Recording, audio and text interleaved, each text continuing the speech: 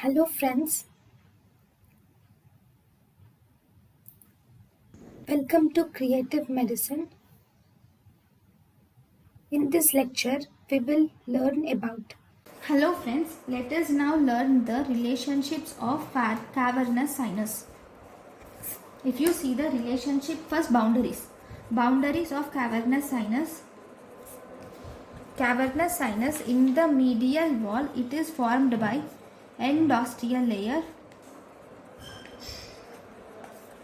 and partly by meningeal layer. It is formed by endosteal layer and partly by meningeal layer of dura mater is present medial wall, whereas lateral wall of cavernous sinus is formed by only meningeal layer will form the lateral wall of cavernous sinus, whereas the floor of cavernous sinus is formed by the endosteal layer.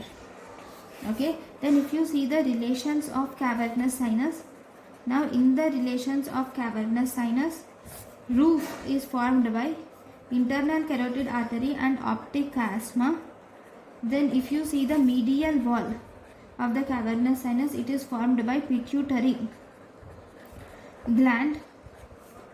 It is formed by pituitary gland. It is formed by sella turcica.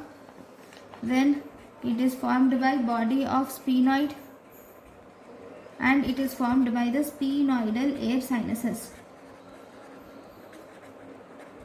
Then if you see, floor of the cavernous sinus is formed by the maxillary nerve and foramen lacerum. Then lateral wall is formed by the uncus. Okay, so these are the relationships of the cavernous sinus.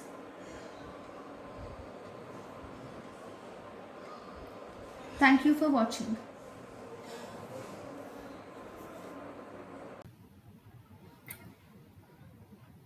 Thank you and thank you for watching.